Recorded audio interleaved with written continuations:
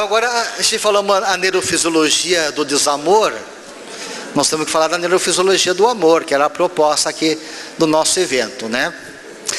Se o desamor, o ódio, a raiva causa tantas situações que desagregam a nossa saúde e alteram então as nossas substâncias neuroquímicas, gerando doença, vamos ver o que causa o amor então, tá?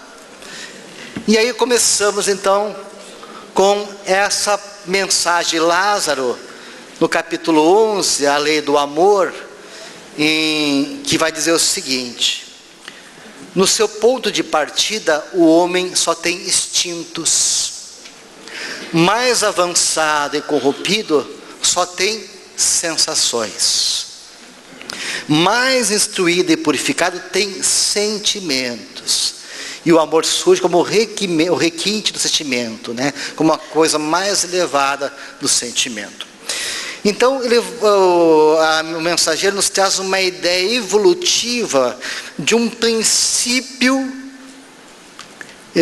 que existe em nós, um embrião, que é o amor, que começa com um processo instintivo, né? O instinto pela prole, o instinto pela sobrevivência, e que vai se desenvolvendo com uma capacidade de elaborar sensações mais elevadas, até nós desenvolvermos o sentimento, e o que é mais importante dos sentimentos, o amor. O que nos diferencia dos animais, pessoal? Aristóteles vai dizer que é a razão, mas outros filósofos dizem que não é só a razão, é a capacidade de sentir e de amar. Então nós dizemos que o que nos distancia na evolução espiritual é a nossa capacidade racional e também de amar. O amor tem aí uma importância fundamental, porque entre as virtudes, o amor é o alfa e é o ômega, é o começo e é o fim. Virtude vem do latim, quer dizer virtus, uma força que age. Se pegar uma faca, a virtuosidade da faca é cortar bem. Não interessa se é na mão de um cirurgião ou de um bandido. Ela tem que cumprir o papel dela, é bem executado. Então, o que é a virtude? É a excelência máxima de alguma coisa. A excelência da virtuosidade. A pessoa que toca, que é virtuoso, ela conseguiu uma excelência naquilo que ela se propôs. O artista. O atleta que treina e supera seus limites, ele buscou a excelência naquela proposta, se tornar o melhor na sua área. Só que quando nós levamos a ideia de virtudes, não dos objetos para o ser humano, nós buscamos aquilo que nos caracteriza como seres humanos. Porque qual é, então, a nossa humanidade? O que nos torna mais humanos é a nossa própria humanidade. Qual é a excelência de ser humano? É ser humano. Quanto mais humano a gente é, mais excelente é na condição de humano. Mas nos afasta da questão animal. E isso se dá pela capacidade de virtude da pessoa. A gente diz, puxa, como aquela pessoa é humana. Puxa, como ele tem as condições humanas na sua excelência. Puxa, como ele é humano. Então, ser humano é alcançar excelência na condição de humanidade.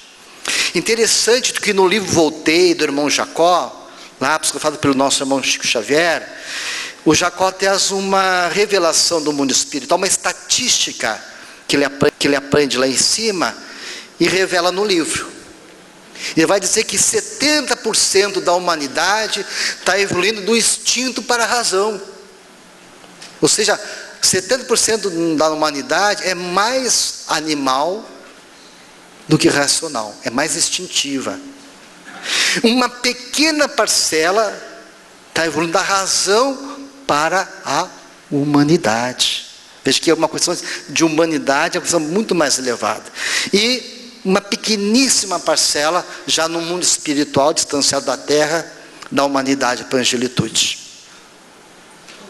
Então, alcançar a nossa humanidade é alcançar as condições de excelência na nossa capacidade de entender e de amar.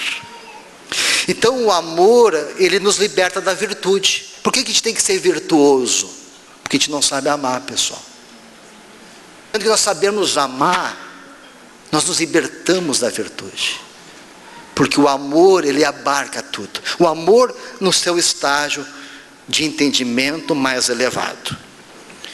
O amor divino. O amor no entendimento mais profundo daquilo que nós podemos adquirir. E aí, vamos fazer uma pequena reflexão filosófica. No livro O Banquete de Platão, exatamente de um banquete, né? É um banquete que Agaton ele oferece para a sociedade grega. Agaton, ele é um artista, e ele representa a representação teatral. Ele ganha lá um concurso que há, e por ganhar esse concurso, ele promove esse banquete para comemorar. Olha, eu quero comemorar, eu fui campeão aqui do evento. E ele convida a nata da sociedade. Então tem os filósofos gregos, tem ali médico, tem esportista, tem todas as pessoas da classe grega ali nesse banquete que Agaton está produzindo. E o que eles vão conversar nessa festa? Sobre o amor. Mas uma coisa chama a atenção quando a gente vai ler, porque isso aconteceu realmente. O Platão vai falar de um fato que aconteceu lá na sociedade grega. Ele vai descrever o que houve nessa festa. Mas uma coisa chama a atenção, a gente vai ler o livro O Banquete. Só tem homem nessa festa. Festa para homens. E aí já começa a diferença do processo. Porque se fosse uma festa de mulher, ia ser bem diferente do que está ali no livro, né? Se as mulheres forem falar de amor, elas vão falar do sentimento delas, das experiências delas, né? Do que elas sentiram, das realidades, dos sucessos e insucessos. Vão falar da alma delas, de como elas sentiram frente à experiência do amor e do desamor. Mas como é uma festa de homens, a discussão vai para a parte cognitiva, é conceitual. Os homens falam de conceitos de amor, vai falar de sentimento. Então já começa aí, né, a diferença. E um dos que vão conceitar o amor é Aristófanes, que é um médico. Então ele vai lá, o primeiro discurso, não, eu quero falar sobre o amor. Daí ele começa a falar sobre amor e vai dizer o seguinte, que antigamente os seres humanos eram seres especiais, seres poderosos, e eles tinham uma estrutura dupla, tinham duas faces, 4 membros superiores, 4 membros inferiores, e se tinham muito fortes, e desafiaram os deuses, e Zeus, para punir os homens, os deuses não podem ser desafiados, jogou um raio e dividiu os seres humanos ao meio. Então ele vai dizer, Aristófanes, que nós buscamos no outro a nossa completude que nós perdemos.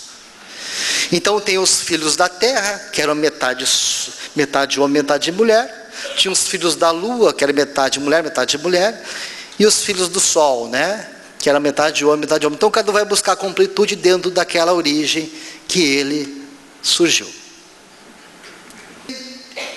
Vários vão falar lá, né? E entre as só diz, não, amor não é completude, amor na verdade não é falta, não é a falta de alguma coisa, aquilo que tu já só não aquilo que tu teve ou tem, mas daquilo que está te faltando é a ausência de algo. E aí começam os filósofos a falar. Então eles começam a classificar o amor em 3 estágios muito rapidamente aqui.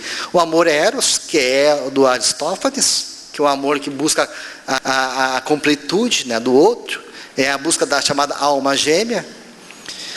Então o amor está centrado em mim.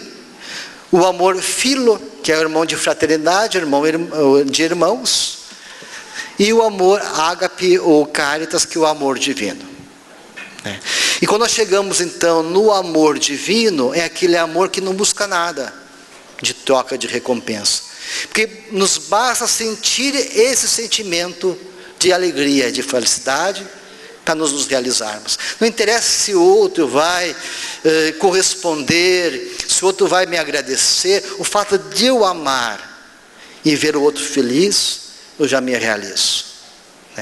É de fazer a vontade de Deus como sendo a realização mais profunda. Esse estágio que nós queremos chegar. Então o Kardec vai dizer que o amor resume toda a doutrina de Jesus, porque é o sentimento por excelência, é o que nós buscamos e que nos liberta, é o alfa e o ômega. O amor é a essência divina, desde o mais elevado até o mais humilde, todo vós possuis, no fundo do coração, a centelha desse fogo sagrado. Esse germe desenvolve-se e cresce com a moralidade e a inteligência. Então é a busca de todos nós, a excelência da nossa condição, através da conquista do amor. Então a doutrina espírita considera que o amor está presente em toda a criação do universo, fruto do amor de Deus, desde o átomo na questão da atração nos astros, até o universo todo na sua criação. Que aprender a amar é inevitável, mas que para se atingir o amor sublimado, o caminho é longo. Que o aprendizado começa na força física, que une os seres inanimados, mais simples até a sublimação dos sentimentos, culminando no amor perfeito. Tá? É o nosso caminho. E o que tem que ver o amor com a ciência? Por que nós estamos falando sobre amor num congresso de neurofisiologia, de neuroanatomia? Porque tem tudo a ver. Só enxergar que esse amor, ele é a base da ciência e do conhecimento médico. E Bruce Lipton é um desses que era um cientista que não acreditava em Deus, um biólogo tradicional, que a existência de Deus era uma questão totalmente irrisória, considerava a vida como um jogo de acaso, sorte no jogo, porque tudo é a genética. O comportamento é a genética que dá. Então, conforme os dados da genética, tu tinha mais ou menos condições. Os genes e a lei da probabilidade seria a explicação para tudo.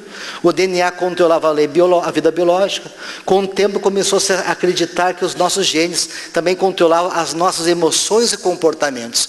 Eu peguei ainda na faculdade genética do comportamento. E ai do médico que dissesse que era ao contrário. É a genética que determinava o nosso comportamento. Isso tudo caiu por água abaixo. Eram verdades. E que hoje nós estamos desconstruindo. Então, se alguém nascesse com um gene da felicidade defeituoso, poderia esperar ter uma vida infeliz. Afinal, éramos tal qual máquinas que nasciam pré-determinadas pelo acaso. Com a descodificação do genoma humano, esse dogma começou a cair. A epigenética, como área que estuda os mecanismos moleculares, por meio dos quais o ambiente controla a atividade genética, veio revolucionar toda essa visão determinista. E continua Bruce Lipton. Afinal, não somos vítimas dos genes, e sim donos do nosso próprio destino. Capazes de criar uma vida cheia de paz, felicidade e amor. Somos feitos à imagem e semelhança de Deus. Veja só que ponto chegou a esse biólogo de superar o preconceito acadêmico, sair daquela visão reducionista para afirmar a importância de Deus em nossas vidas.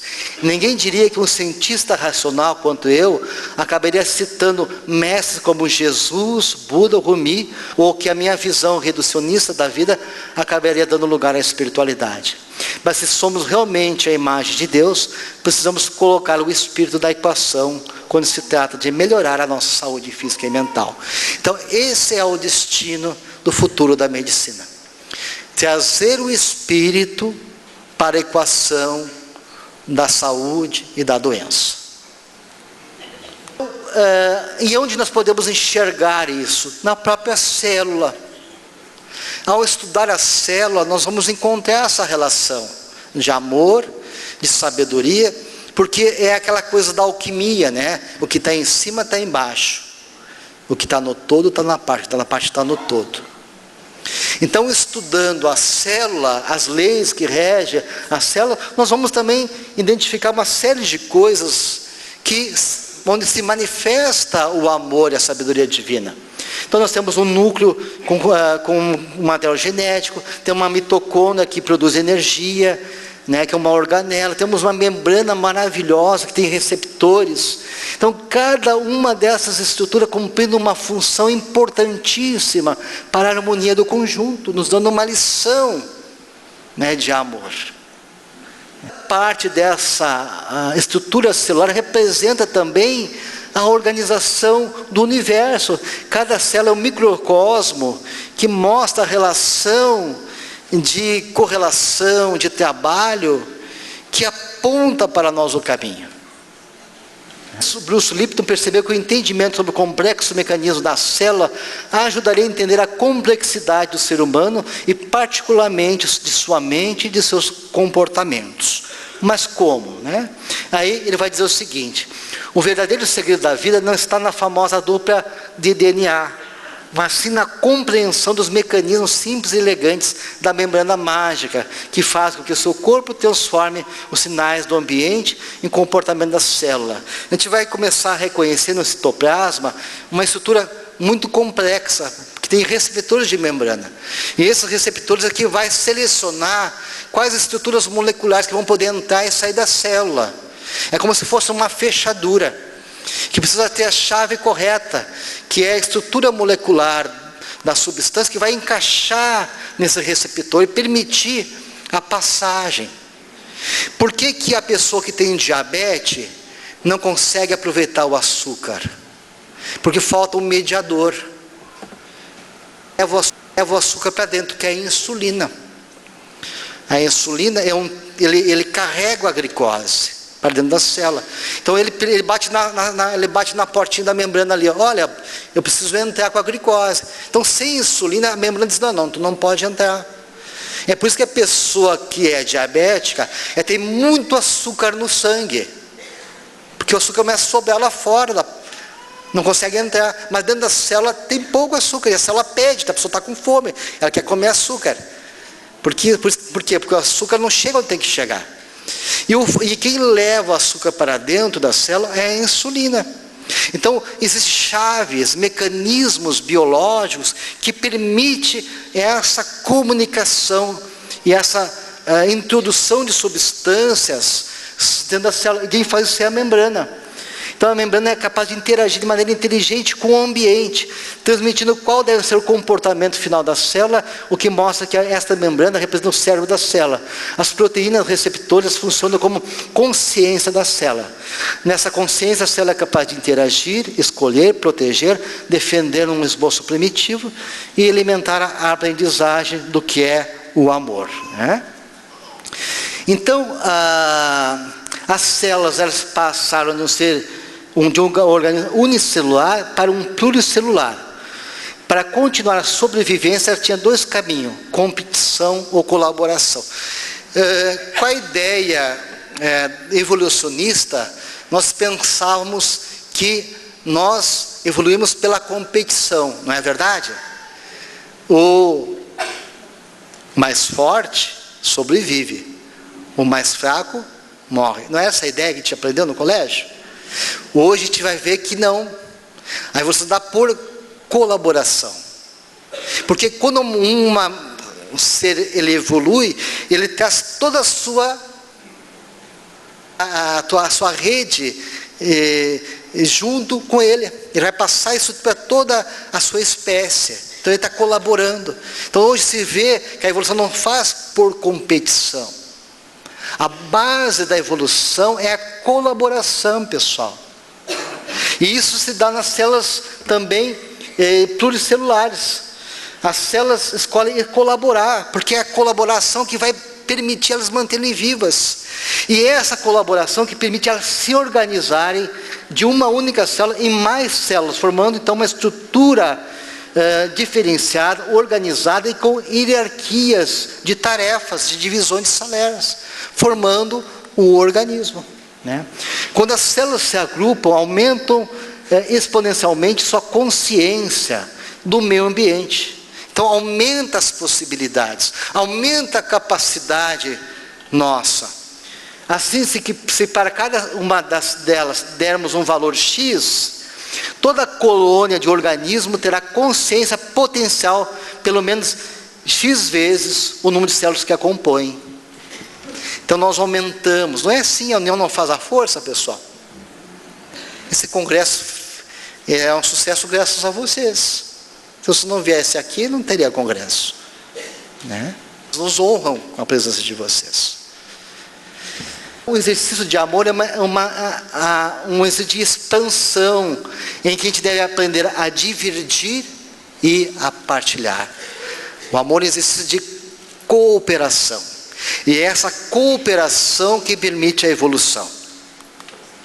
O organismo com complexidade crescente, sendo que nos seres mais evoluídos, estrutura o sistema nervoso correspondente à membrana mágica, que funciona como receptor de sinais do ambiente, capaz de modular comportamentos cada vez mais complexos e elaborados. Então essa organização, essa reorganização e essa ajuda mútua das células, permite a gente criar estruturas cada vez mais elaboradas e mais especializadas, e nos dá maior capacidade de interação com o meio. Tá? Se tu pegar uma célula bem básica, deixa eu pegar aqui uma ameba, um protozoário. Quais são as funções básicas para ela sobreviver? Ela precisa se nutrir, ela precisa se reproduzir e precisa se relacionar com o meio. Qual dessas funções básicas é a mais importante que vocês acham? Para ela se continuar viva? Relação.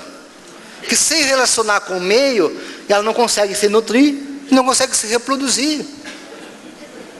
Então é o relacionamento, pessoal, o segredo do sucesso e sucesso é a capacidade, né, que nós temos de nos comunicar. Quem não se comunica se trumbica, né? A comunicação, o relacionamento, o amor, o afeto é que permite a evolução, é o que dá o resto. Então, resta alguma dúvida da presença constante do amor em nossas vidas? Não.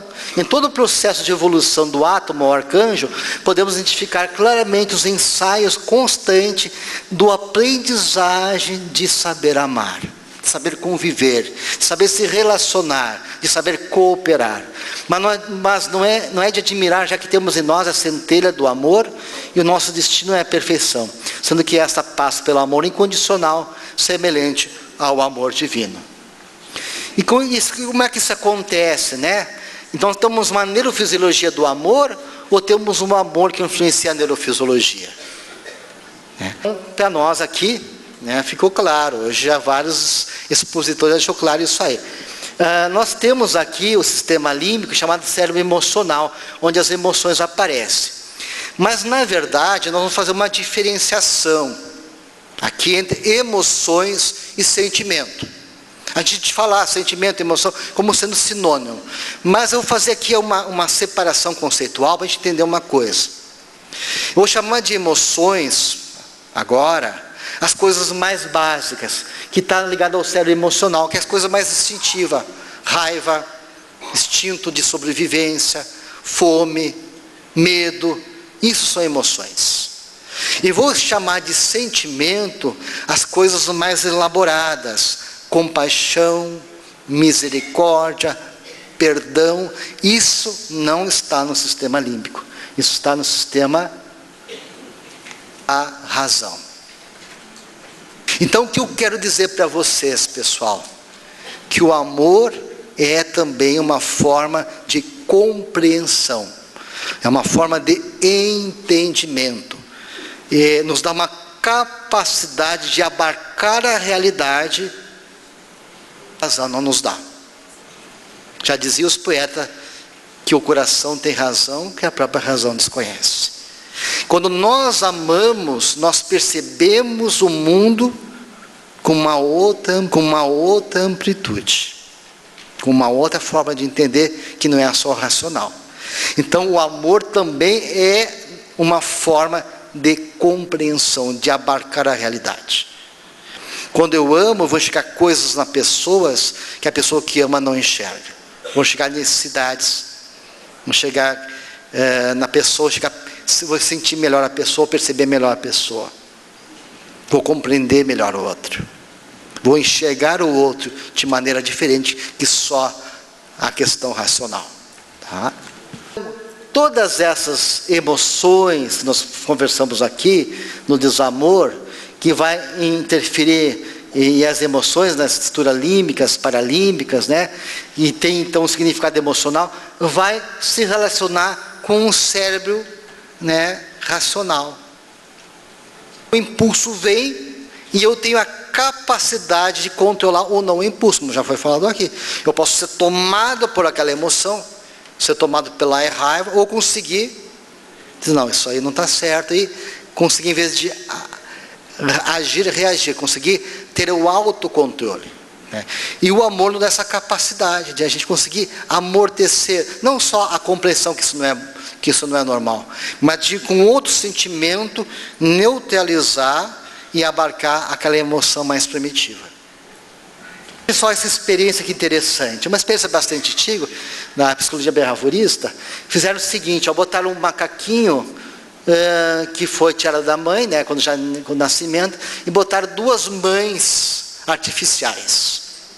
Uma mãe feita de arame, mas que dava o peito, né, dava o alimento, e uma mãe que não dava o alimento, mas dava o aconchego, toda felpudinha ali, ó, tá vendo? Você observou nessa experiência que o macaquinho ficava sempre com a mãezinha o aconchego. Quando ele tinha fome, ele puf, nem chegava a chegar até lá, ó, de longe, né? Enchia a barriguinha, voltava para o aconchego. E quando ele se sentia ameaçado, botava uma situação de perigo, para onde que ele corria? Para a mãe, para a mãe do aconchego. Mostrando a importância do afeto na interação mãe e filho. Que não basta nós oferecer o alimento físico, sermos pais provedores. Nós temos que ser pais que alimentamos nossos filhos afetivamente. O afeto é o alimento das almas, pessoal. E o filho, ele se alimenta do olhar do pai e da mãe. Se o filho não recebe carinho, o que ele faz? Ele faz bagunça, porque quer chamar a atenção. Nem que ele apanhe, mas que está ao centro da atenção. Porque ele se alimenta do olhar, ele se enxerga. A identidade dele vai ser desenvolvida através desse olhar, da como esse pai e a mãe enxergam e se relacionam com ele. Então a gente vê que o alimento afetivo, ele é muito mais importante, a interação no comportamento do macaquinho, do que simples o alimento, né? Isso está ligado também à questão de agressividade dos bebês, né? Como nós interagimos.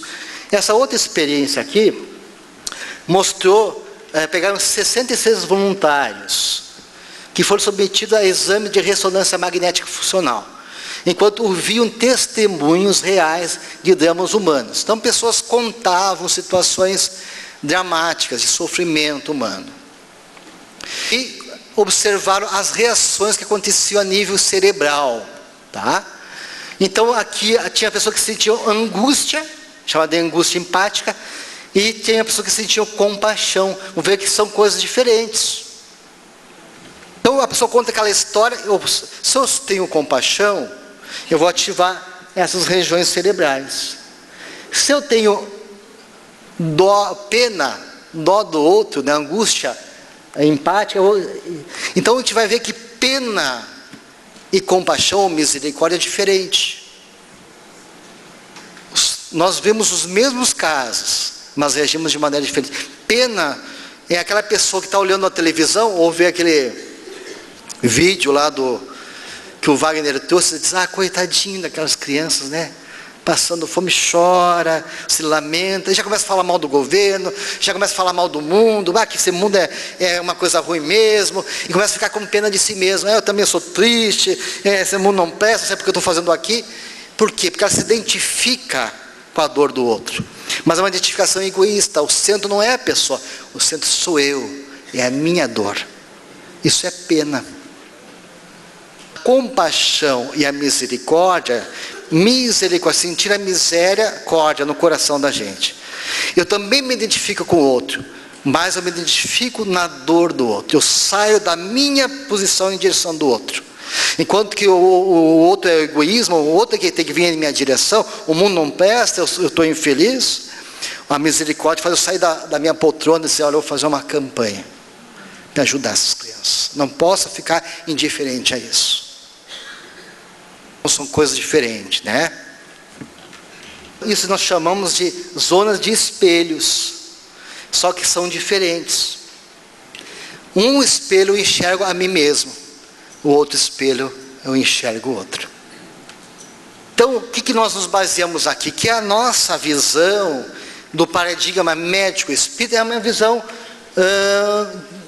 dualística, né? Que não é o cérebro que produz a emoção, mas sim o cérebro, ela é influenciado pelo sentimento. É a emoção que ativou, é a pena que ativou, a compaixão que ativou o cérebro. Não é o cérebro que ativou o sentimento, é o contrário. É o que move a minha emoção, meu sentimento, que vai ativar as sinapses cerebrais. Então, é a influência do amor na neurofisiologia, e não ao contrário, né? A mente, no mundo maior, é a orientadora desse universo microscópico. O cérebro é o órgão sagrado de manifestação da mente, que bilhões de corpúsculos e energias multiformes se consagram ao seu serviço. E a evolução dos mundos se lê: o coronário possui no tálamo um vasto sistema de governança do espírito. Aí verte o pensamento por secreção sutil, não do cérebro, mas da mente. Então quem pensa e sente é o espírito, que brota na região talâmica, lá na glândula pineal, e esse pensamento ele vai para a região cortical, e aí ele se derrama pelo sistema parasimpático e simpático, por toda a função corporal. Então, eu sinto, eu penso, e ao sentir o pensar, meu corpo sente e pensa comigo. E reage de maneira fisiológica, quimicamente, a esses impulsos que vêm da minha mente. E Bruce Lipton vai dizer: não somos meras máquinas bioquímicas, e também não são os hormônios e neurotransmissores controlados pelos genes que dirigem nossa mente, nosso corpo e nossa vida. O corpo biológico é controlado por forças invisíveis, incluindo o pensamento. E aqui ele volta àquilo que o Andrés falou, que as células são então indivíduos controlados pela mente, né? Todos os sintomas mentais influenciam as células em estado de mitose, estabelecendo fatores de desagregação. Pensamento e sentimento podem afetar o movimento, a divisão ou outras atividades das células. Pensamentos são energias da mente, influenciando diretamente a maneira como o cérebro físico controla a fisiologia do corpo. A energia dos pensamentos pode ativar ou inibir as proteínas de funcionamento das células. Então, a ciência médica vem referendar o que a espiritualidade tem nos informado, né? E entra a questão da epigenética, que quando o projeto Genoma provou, como já foi falado aqui, o Emanuel falou, né, que esperava mais de 100 milhões de genes, nós tínhamos o mesmo genes de um rato, né? Então, isso não explica a complexidade do ser humano, como esperava o geneticista.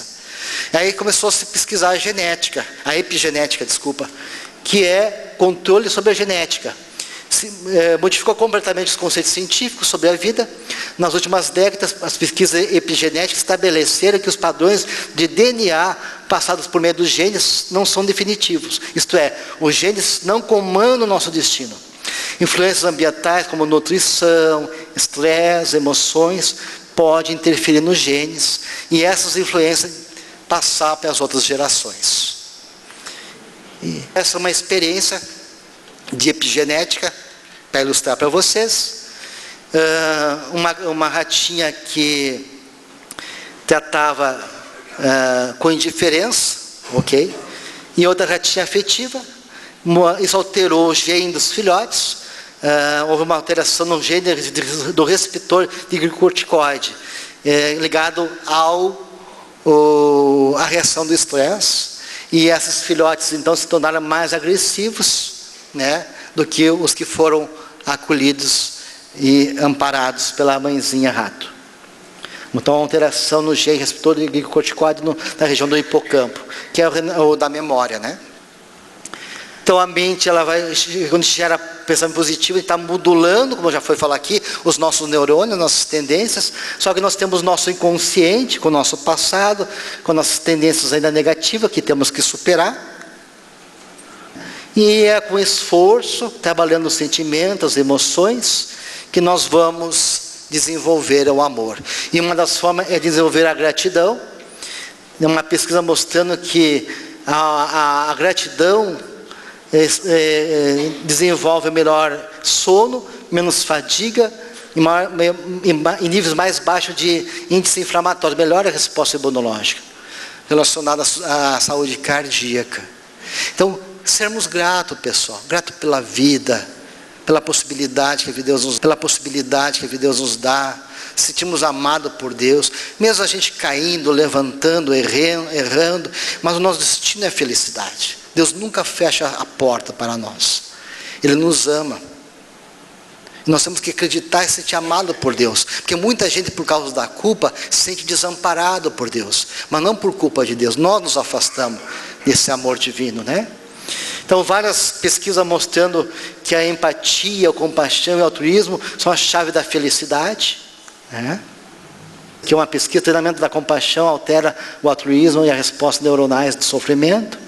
E regulação do circuito neural das emoções pela meditação compassiva. Então, hoje, os neurocientistas não estão falando só em meditar, no sentido de parar o pensamento, parar a agitação mental. Não é só mais isso que se busca a meditação, mas trabalhar também o sentimento de gratidão, de compaixão. Exercícios meditativos para desenvolver a nossa capacidade de compaixão e de gratidão. Então está explicado, né? Depressão tem menos dopamina, menos serotonina, luta e fuga aumenta a noradrenalina, adrenalina, as catecolaminas, e o amor aumenta a dopamina, que é o hormônio do prazer, a serotonina da felicidade, e a citocina é do amor, né? Aquele abraço que deram aqui, né? Isso gera vínculo, a citocina gera vínculo. No homem a vasopressina também tem uma função importante, que no homem a vasopressina tem a função de ser cuidadoso, de cuidar do território, né? Então a ocitocina gera vínculo, afeto. Então toda vez que nós agimos com amor, com compaixão, estamos estimulando a produção desses hormônios aqui, dessas substâncias neuroquímicas aqui. Esse neurocientista, um dos mais importantes estudiosos, ligado à meditação e à gratidão, é um dos mais importantes, sempre os mais influentes do mundo, segundo a revista Time, né? E ele tem um centro de pesquisa. Ele vai dizer o seguinte: a base de um cérebro saudável é a bondade. Então, a entropia, ela é uma lei termodinâmica que fala que a célula, a matéria, tudo tende a se desagregar. Se eu não tenho uma força contrária, é uma coisa natural, a estrutura material, ela se dissolver, se desestruturar. Quem mantém a matéria do universo em ordem é a mente de Deus. As leis divinas organizam o universo. No caso de nós seres humanos, né, quem mantém a mente, o corpo organizado é o corpo mental e o perispírito, é a nossa mente. Vocês viram lá que André Luiz, as células são animaizinhos que são domesticados. Tá? Então, a Lynn Margulis vai dizer que a vida, o organismo é uma ilha em ordem no oceano de caos, né? Então, para nós manter essa organização aqui, como ela é, quem mantém a mente, o amor. Então a alma é ela a origem de tudo. Se ela gera comandos harmônicos, ela gera ordem, sincronia e saúde. Se ela gera desamor, comandos desarmônicos, ela gera desajuste, disfunção e doença. O fator entrópico, que é o fator desorganizador, é o desamor, a ausência de amor, né? Ele afasta O amor afasta a entropia, afasta a desorganização. Ele é um fator organizador. Ele vai gerar ordem, ele vai gerar harmonia e vai gerar então equilíbrio e saúde. Eis porque no Evangelho nós encontramos em Pedro o amor cobre a multidão de pecados. Podemos colocar aqui pecado como desarmonia, como desorganização, como aquilo que nos afastou do amor de Deus. E a resposta é esta: o amor cobre a multidão de pecados. O amor é a solução, que nós saímos da nossa desarmonia, nos ajustamos perante as leis de Deus, e nos ajustando e nos harmonizando com Deus, encontramos a felicidade e a liberdade. Por isso que o amor realmente é a solução de todos nós. Jesus continua sendo o nosso divino médico, receitando o amor por solução de todas as dores. Que Jesus nos ampare e que possamos aprender a amar cada vez mais. Obrigado pela atenção.